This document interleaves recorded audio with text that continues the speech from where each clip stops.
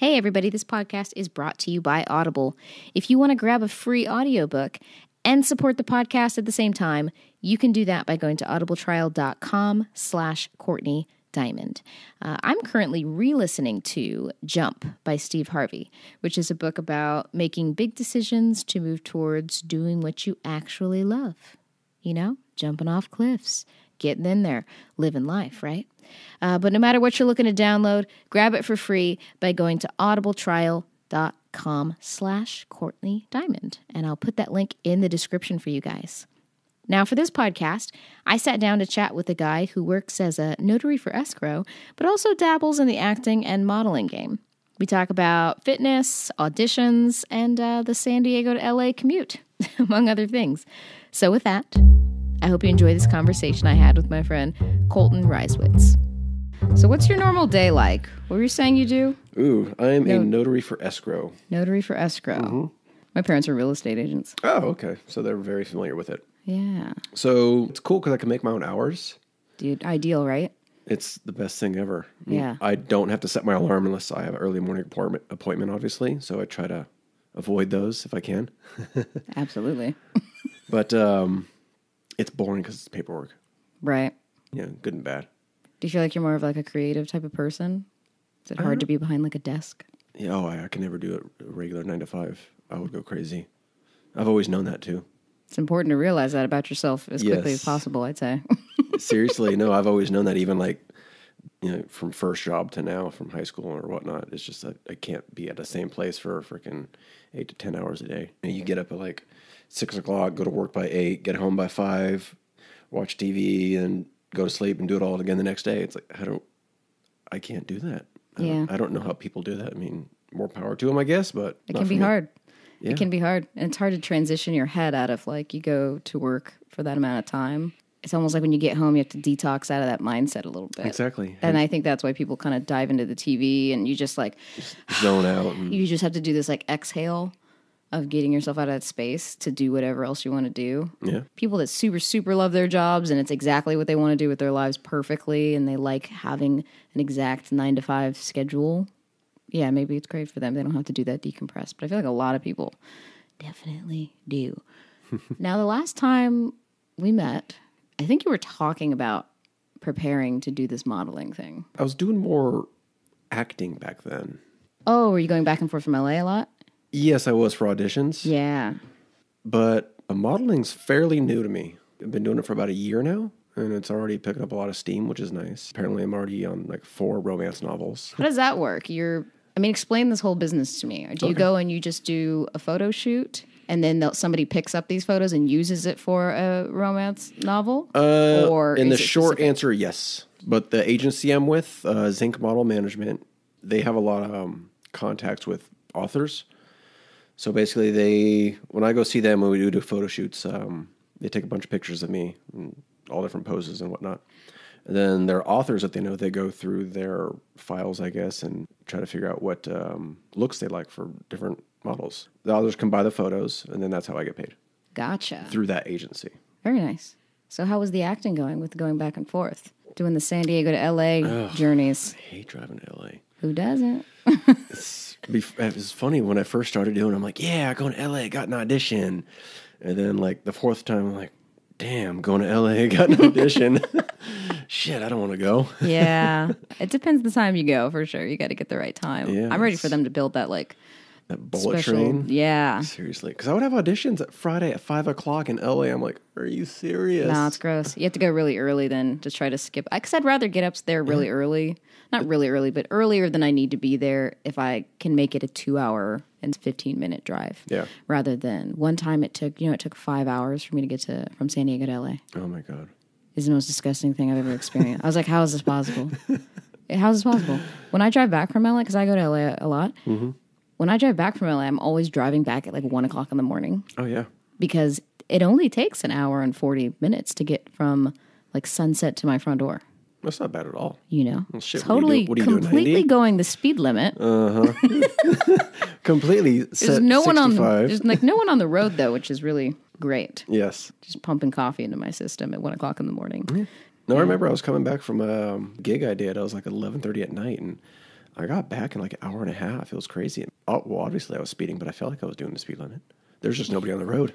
Well, that's the thing is when you're not comparing yourself to other people, you can't tell how fast you're That's going. true. Until you look down at your speedometer. And you say, oh my goodness. Or see the flashing lights behind you. Say, oh my goodness. Yep. So what were you going up to LA to audition for? What kind of stuff? What made you want to get into the acting? That's actually a good question. Back in 2007, 2008, when the market crashed, my mom, she was in the real estate business. She was an escrow officer, and she got let go from her job, as did a lot of people. So we turned from a 2-family income to a 1-family income. You know, we do vacations every year. We'd go on cruises, and all that ceased to exist. We'd end up going to the store, and she'd be at some points, no, sorry, honey, can't buy this thing because, got to watch money. Money's tight right now. And I just remember thinking to myself, I'd never want to have to go through that. Mm-hmm. And I know acting, obviously, these actors, they make a lot of money. Obviously did it for the wrong reasons, but it's a business. The whole point of a business is to make money. And I was watching a movie one time in the movie bloopers, and all these actors were just having so much fun on set. And I wanted a job where you can just have a lot of fun and make a lot of money. I'm like, oh, hey, acting, I can make a lot of money, have fun, take care of my family so they never have to work again. And so that kind of what drove me to it. Did you like it? Yes and no. I like being on set. I like working. I like meeting all the people. But I never liked the process of having to memorize lines. Seriously, it's just so tedious. It's so boring. I mean, there's a whole bunch of different things you can do to memorize it easier, but it's like I didn't like it. Yeah. Wasn't quite right for you. It wasn't quite, it just wasn't clicking with me. Sure. But, that's where modeling, that's actually clicking with me. I actually really enjoyed it. I love being in front of the camera, which is weird because if you were to know me, like on the street, I'm actually a shy person. But it's like, I guess when I'm in front of the camera, it's my work mode, different person. Yeah. Brings out a different side of you. Exactly. Work personality. For sure, right? I'm getting paid, so, I got to be social. Well, I always say, I'm a shy person. Yeah. A lot of people are. I'm a shy person, but, there's certain things that you can tell bring me out of my shell a little bit. And I'm pretty convinced that when people are doing things that they feel more passionate about or there's something about it they enjoy, that you see them a little bit more. Exactly. They open up and you can see whatever personality is underneath the shyness, which is just, that little bit of discomfort that you have. So was it easy to transition from the acting to the modeling? Did that come very natural? It did. Did you have an agent before for the acting? Yeah, I did for the acting. Shaman Freitas down here in San Diego. I just did a gig for them last month. So, I work with them once in a while, still do some acting stuff, but now I'm trying to move over to the modeling side of things. Okay. Well, if I ever write a romance novel. Hey, you got my number. I'll get right into that. There you go. That's hilarious. Okay, so you're obviously very fit. Wasn't always the case. So this is the process that you had to go through to get to this point. Yes. Tell me a little bit about that journey. Okay. Freshman year high school. What are freshmen? Like 14 years old? Mm-hmm. Okay, so 14 years old, I was about, I'm 6 foot now. So I was about 5'7", 245 pounds, 40-inch waist. So I was a big guy. I lost 80 pounds. How'd you do that? Diet and exercise. The classic? The classic. There's no secret. Mm-hmm. Secret is hard work. That's it. I picked up a copy of Muscle and Fitness, and there was this fitness model on there. And just, obviously a guy's great shape, abs and chest and everything. So I'm like, I want that to be me one day. I want to be, in a great shape. I want to be on the cover of this magazine. Still haven't done that. Still a goal, by the way. But ever since then, I just started working out and eating healthy and putting in the hours. I remember before school, in high school, I would get up early in the morning, probably like 5 o'clock in the morning, go to the gym, do my cardio, come home, eat, get ready for school, go to school. After school, go to the gym again, do weights, come home, homework, eat dinner, family, whatever, and do it all again. And that was my life in high school. I didn't go out, I didn't party, I didn't, smoke, drink, anything like that. All my friends did. So my social life was maybe 2-3 friends and the gym. Yeah, it suffers a little bit when you make big lifestyle changes like that. But I think it's paying off in the long run. Absolutely. The long-term investment. Exactly. I get nervous sometimes that with this instant gratification culture, it's happening to the people that are younger, and are they going to want to put in the time or just play the long game? Is that going to be harder for them? Yeah. As far as reaching goals. I remember this is a hilarious connection. I remember playing video games when I was really young. Mm-hmm. Okay. So say I was 8 years old, something like that. I was playing Donkey Kong Country. Now, old school games are hard. The original Marios, the Donkey Kongs, all that kind of stuff. Pac-Man, I can't even get past first level. Right. But there's not as many checkpoints. And then so if you screw up, you die, you start at the beginning. And so getting past certain things takes a lot longer. You have to play levels over and over and over again. Whereas games these days, there's tons of checkpoints. You're always being saved. Start, save, done. It's always auto-saving for you. And so you don't really have as much repetition because our attention spans have gotten shorter. When I think back to playing those other types of games, when I was younger, I could play the same level for hours and hours and hours and hours because I was determined to get through it. I was determined to beat it, and I was having fun doing it because I had an attention span that was very just effective and patient. Exactly. And now, these days, I tried playing like Donkey Kong Tropical Freeze, which is a newer Donkey Kong game, and it's still pretty hard. It's challenging in certain things, especially if you're trying to collect everything. Oh my gosh, I lost patience after, 2 tries? And I had to turn it off. I tried playing Crash Bandicoot. I did the same thing. Oh, I love Crash. I love Crash Bandicoot too, but I played it. I died twice, and I could feel this like surge of impatience. And I was like, look how much I've changed since back then, because I'm accustomed now to things that come easily. Yeah, that's so true. I never thought about that. Right? Yeah. It scares me, though. It scares me to see how much my own impatience has kicked in. It makes me think. The game I'm playing now, Kingdom Come, you can't just autosave anytime. If you wanna save it, you either have to like find a bed and go to sleep, or you have to drink these things called savior schnapps, which also make you drunk in the process. Savior schnapps? Savior schnapps. It's like a beer, like in Somebody the game. make an actual alcohol called that. It's pretty awesome. Right? But it saves your game, and you don't have an infinite amount of them. Like you can either make them or you can go buy them, and those are like the only 2 ways to like save your game, or just like coming to an important part of the game. That's pretty cool. So now that I think about it, like what you mentioned, I'm like, oh, but I've always been kind of impatient. Thanks, Mom, for that. Blaming it on Mom. Instant gratification. No, but also has to do with their social media. That's everything nowadays, too. It's the highlight reel of people's lives. They never post anything bad on there. It's just always, look at me and look how great I'm doing, It's, oh, hey, I'm here with this such and such celebrity, I'm having time of my life. But you don't see the 6 days prior where they're sitting on their couch eating pizza, watching Simpsons, and like sad and insecure Exactly. the rest of the time. Yeah, exactly. Like the rest of us. We all go. We all go in and out of those phases. Yeah, And it's funny too. I was having that kind of a thought experiment, and I was like, okay, so obviously these are all highlight reels. Mine is, of course, most of the time too. But I was like, okay, well, if I'm really bummed, is it weird when I post that? Like, what kind of a picture am I going to post? Am I going to post like a posed picture of me looking sad and then put a caption? Exactly. Hashtag sad. Like what? That doesn't seem right either. So I feel like it's just in those times, that's where people just seem to just disappear. Yeah. Or unless you're the angsty person that does the post that's just very vague, like, can't believe that happened, so depressed. And it's just waiting for people to ask. Exactly. And it's like somebody responds, she's like, oh, just DM me. Yeah.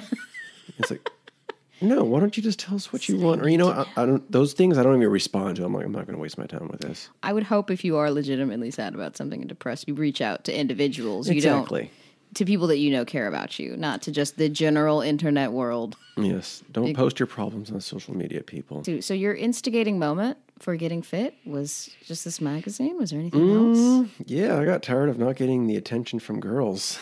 Right, the ultimate of instigators for men. Seriously, no. At this time, at 14 and an awkward time in life, hormones are going like crazy, and I'm getting turned down left and right from these girls, and it's not helping my self-esteem. Still have issues, by the way. Thanks, women.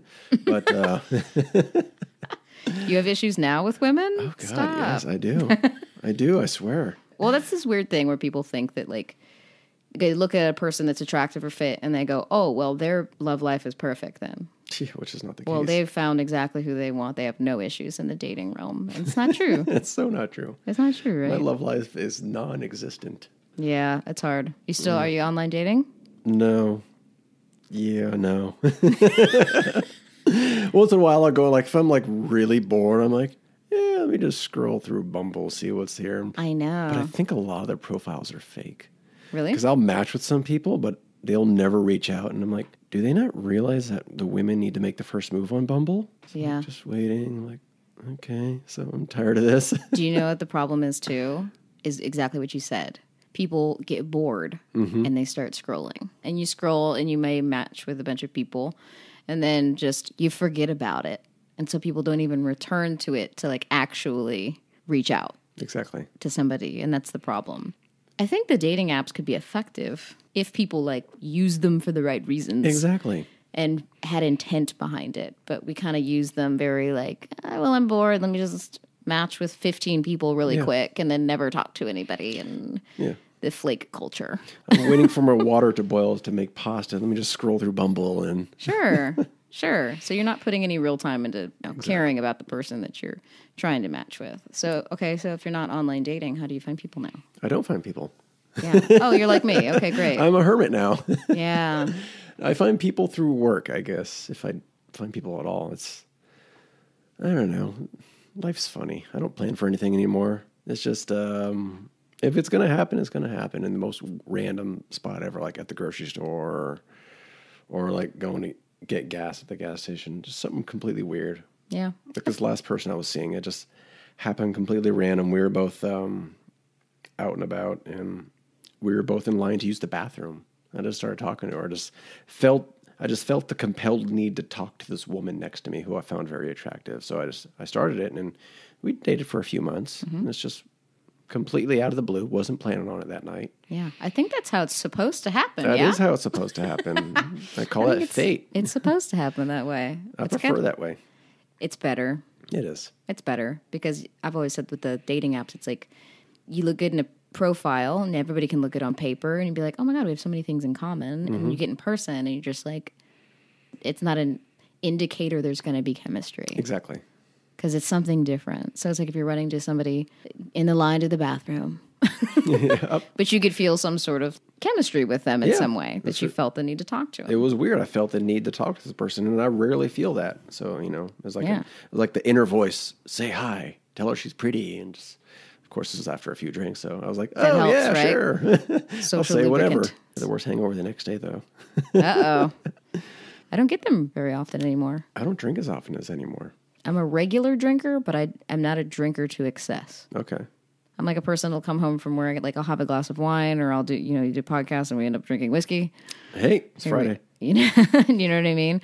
But not, like I'm not drunk very often ever. I'm probably there too. I remember last year, like the last couple of months of last year, I was going out like every night. Oh, yeah. I don't know why. I didn't want to be home. I didn't want to be by myself. I just wanted to go out. I wanted to have a good time. But now it's like, maybe one drink a week now. Yeah. Slowed down a lot. I feel like I'm an old man. Why didn't you want to be by yourself? I don't know. I was depressed back then. It's hard. It is hard. Life's funny. It is funny. And you learn more about yourself, and you're like, oh, you know what? Everything's a blessing in disguise. Everything is. I like to believe the principle of everything happens for a reason. Mm-hmm.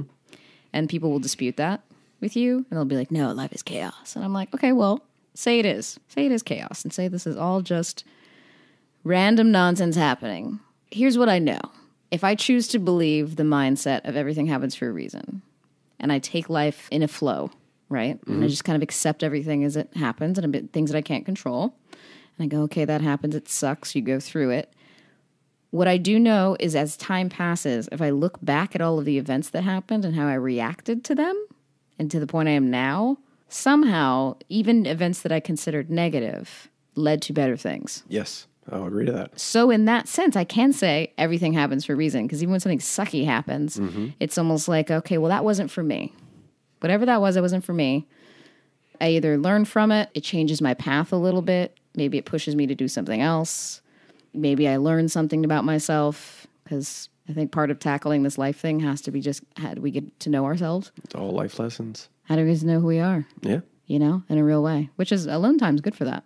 It is. I always encourage people. I'm like, be alone sometimes. Go do you can have friends, stuff, but be alone, because it's important to hear your own brain.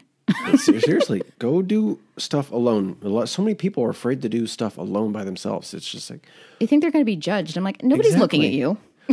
You know what? I dare you to go to a movie by yourself if you've never been. That is the best thing ever. Because many people are like, I don't think I can go to a movie by myself. It's like, you're not talking during the movie anyway. No, and it's almost like people think other people are judging them. Exactly. If you walk in. Ain't nobody. How self-obsessed are we these days? Nobody's Social judging media. you. Nobody's judging you. Nobody's thinking about you. Even if they glance at you and they, for some reason, thought that person's alone, they forgot about you about 2 seconds later. Exactly. They're probably thinking, "Oh, I should have got the extra large popcorn, not the medium." Yeah, it's really silly. It's really silly. So I felt going to a bar for the first time by myself, and I haven't really continued that because I'm not out very much. I'm kind of a hermit, but it's because I've given myself so many projects. So I come home, and if I have to write or if I have to podcast, it's seeing a person. Yeah. But for like an hour and a half. Exactly. It's pretty quick. Or I'm doing the Twitch thing now. So you do Twitch? I do. I just started pretty recently. So that's fun because, I'm obsessed with video games. Yep. So it gives me a really good excuse to play video games. I will take it. Even better. I will totally take it. And it's a little bit social, but like I'm home. Mm-hmm. So I'm very rarely out. So when people are talking about dating, it's like, well, I'm not out. Yeah, you got to go out to meet people. But I'm not really out in bars and stuff. I don't feel the need to go out. It's like, sometimes I feel like going out and being social. Mm-hmm. But when I'm out and being social, I want to go home. Yeah. It's like, why am I here? Why am I wasting money? I should have just went to Chipotle and went home. Yeah, you do that thing where you're like, I could have got a bottle of Jameson for $21. Exactly. No. But I just spent $13 on a glass of Jameson. Exactly. Exactly. You start doing math in your head. That's called getting older. Yeah. It's called learning the value of $1, I swear. Yeah, that's a thing, though. It's important to go out, though. We have to go out from time to time. We do. Okay. So last time we went out for coffee, you said you were doing sound and lighting for theater or something, I believe? It's running video, audio, and lighting for AV stuff. Live shows and special events. So yeah, a bit of an AV background. That's how I knew how to set up any sort of Twitch thing or podcast, is I've got enough of that background to help myself out, get started in that. Went to film school, have a screenwriting degree. Or do you travel and... Yeah, when I got out of college, I did the LA thing. I did PA work for a little bit. That's always fun and enticing. Hard days, huh? Until you deal with the extras in the background. And it's like, oh. Yeah. So I worked for X Factor. You remember that show? Yes. And I got the gig. It's so funny how LA works because, you just have to know the right people and all of a sudden you find yourself in a job. Mm-hmm. So I just knew somebody I went to college with had gotten a job as like a producer somewhere. And he was like, oh, you want PA work? And I was like, sure. There was like a 10-minute delay. And then he messaged me back. Okay, Friday through Sunday. We'll see you up here. Here's the address. And I was like, time, okay. And then, so I drove up there. I was the only San Diegan on the crew. And they're always amazed that you came from San Diego, too. It's like, oh my God, you drove from San Diego? Wow, I would never do that. They always say that. I don't actually think the drive's that bad. As long as there's a learning moment for everybody. Waze, you know that app? Yes. Okay. Love-hate relationship. Love-hate relationship. The good thing about Waze, you can plan a trip on it. And you can tell it, like, I'm going to this address and say plan to leave later. And it'll show you the traffic. Oh. And it'll tell you what time you should leave. And you can see how long it's going to take you depending on what time you leave. I think Google Maps has that now. Does it? I think it does. That is the best way to travel to LA. Really? To check those maps, to see the traffic patterns for those hours. I need to try that. I have to go to LA Monday night at like 6 o'clock. I drive to LA all the time, and I haven't taken more than 2 hours to get there in 6 months since I've started using it. But yeah, so I would go up there and work 3 days a week and crash on some other college friend's couch. And it's miserable because it was a really long day, over 12 hours. And then I'd have to drive in traffic to a friend's house to sleep for 2 hours, to have to wake up early, to drive back in traffic to the venue. Oh my God. Where we were doing it was like the cattle call auditions. Oh, I hate those so much. Have you done those? I hate those so much. Have you done any for the big shows? No, I did cattle call auditions for LA Fashion Week, and I just hate because they don't tell you it's a cattle call. Really? But then you could totally figure out by the time how they respond to you. Normally with an audition, like, okay, your time's at like 3:10, or just a very specific time. Yeah. But with these cattle calls, oh yeah, we'll be here from 12 to 6. Oh yeah, that means we're seeing 8 jillion people. That means 1,000 people are going to be there, and you have to wait a couple hours in line. It's like, no thanks. Yeah, and I never realized how kind of miserable that was for people until I worked on that. But the crazy thing about it was, so I'm real tired, and I did 3 days up there of just getting 2 hours of sleep. And then I was in charge of sending the people into the auditions with, it's not for the main panel of judges yet. This is one where they're going through like some producers and like random people that are pre-screening them before they get to the judges. And you send these people in there and you can fully hear their audition. You can hear them singing. And some people were amazing and got through. And some people were okay. And they let some of those through, but mostly they didn't go through very much. If you're a maybe, that's a no in LA. Right. And then there were people that went in there and they were really not good at it.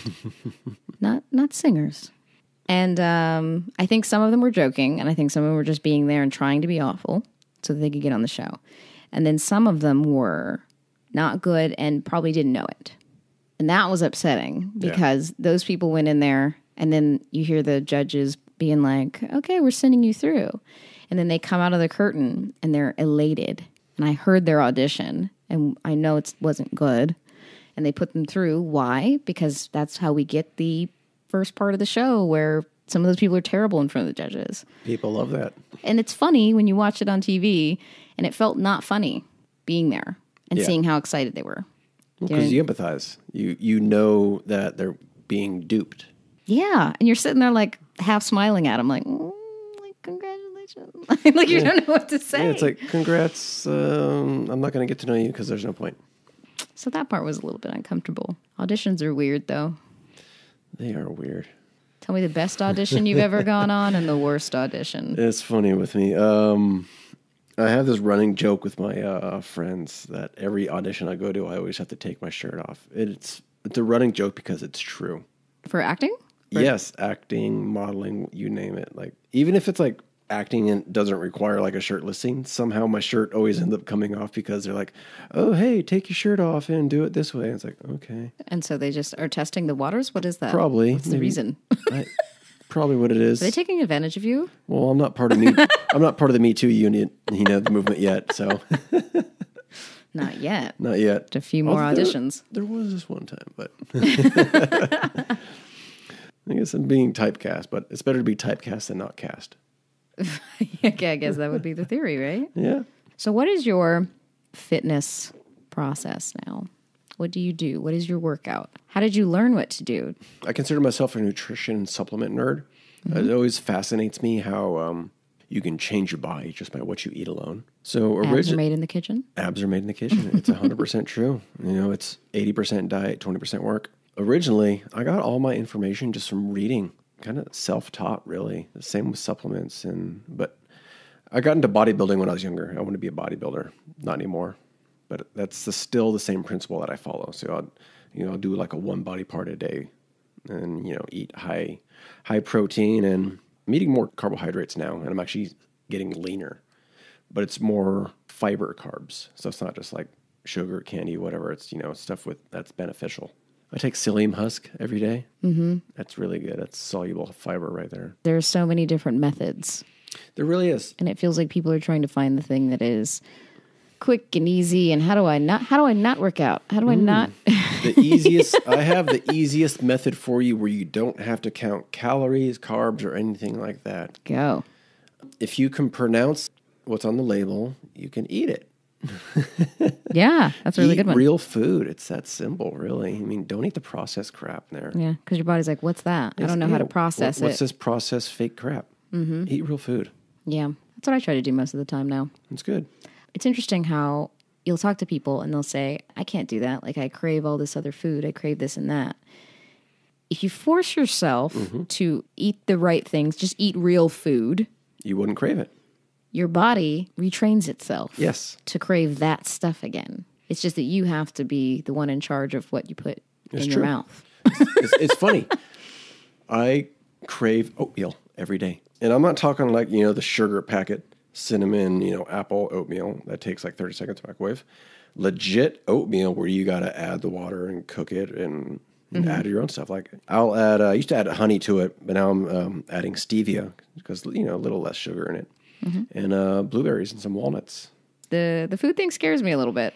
It's a bummer that we have to pay more money to eat healthier food because that's something that should be a staple for everybody to have access to. Should be. That's why sometimes I feel like I was born at the wrong time. You feel like an old soul? I feel like I should. Oh, yeah. Oh, I don't know. I know. I'm an ancient soul. I've actually had this psychic. It's like, yeah, Dude, tell me about your psychic trip. Let's go. I've had a few psychic trips. I didn't know you were that person. Okay. I am that person. I don't know much about you. Go ahead. I've always felt deep down that I'm an old soul, like always from like sword and sandal days, you know, like ancient times. Oh. And I've had this one psychic tell me, like, I didn't even tell them anything about me being an old soul. And they're like, you're from the Viking era. And you were like, dope, tell me more. I know, exactly. Tell me more. But they I like you. Go ahead. Yeah. They didn't tell me more, but... They didn't tell me We more. don't remember exactly, but we can tell you're from that sound. But I've always just felt, you know, extremely gravitated that I've, you know, been from that era. And they've told me that. Growing up, my mom's told me that you're an old soul. And I've had other people, strangers on the street, tell me that I'm an old soul. And so I guess I'm an old soul. Yeah, and it's almost like, God, I'm trying to find the right word for it. I hear that too sometimes, since I was young too. Mm-hmm. And it's almost like a seriousness almost. Yeah. From a very young age. You're like a tiny bit more austere, or maybe a little bit more aware. More aware, I've always hung out with older people in my life, even, you know, at a young age, and, you know, more maturity, you know, in a natural sense. Obviously, we don't go out and party. Right, yeah. Like most people our age. Well, I don't know. I'm getting up there now, but... Yeah. Getting up there now. Where can people find you if they want to know more about you? If they want to see your romance novels, we're going to need to know the titles of those. I put all my stuff on my Instagram. Which is? Colton Reiswitz. Good. I'm glad you said your name, because I'm going to have to repeat that when I... Yeah, a lot of people butcher my last name. Just think... Reiswitz? I would have said Reiswitz. Just think rise, like you're rising, and then wits. Like, hey, that guy's got wits. Perfect. Yes. So nothing at the moment, but with this industry, everything's so last minute. Yeah. So I'm actually, Monday night, I'm actually going to a pre-Oscar party to where I'm hoping I can, you know, meet some new connections. So it's a red carpet event. A bunch of celebrities going there, apparently. Fun. And then supposedly going to the Oscars. Stop. And then Elton John's after party afterwards. So I'm like... You better be Snapchatting or something. I don't have Snapchat, but I have Instagram, so... Okay, Instagram story it. I will try to Instagram this stuff. So, but I'm like, holy cow, this is like a once-in-a-lifetime event. This is amazing. Yeah, that's awesome. And just, you know, life's funny because I was never planning on this thing. And how I'm going is from the guy who invited me. I met him at a fashion show. He's like, oh, hey, you know, you seem a cool dude. I'm like, oh, you're a cool dude too. And let's hang out. And he's got all these connections. So that's why we have to go out sometimes. That's why. Yeah, well, I because every now and again you're like, hey, that's a cool dude. I didn't go out. That was for work. Yeah, that helps. That was fate. Maybe. I don't know what he wants out of it though. So you never know. But hey, you're going to an Oscar party. Going to an Oscar party. That's and awesome. The Oscars. I love it. Good talking to you. Likewise. Thank you. This was fun. That's it for this one, you guys. Make sure to follow me on the socials at Courtney Diamond for updates, and head over to CourtneyDiamond.com to check out the blog. And if you love video games like I do, I'm live streaming them on Twitch these days. Find me on Twitch at twitch.tv/Courtney Diamond. And like always, if you've enjoyed this episode, subscribe and maybe leave a nice rating or comment. I would very much appreciate it. And like always, if you've enjoyed this episode, subscribe and maybe leave a nice rating or comment on iTunes. I would very much appreciate it. Hope you all have an amazing day, and I'll talk to you soon.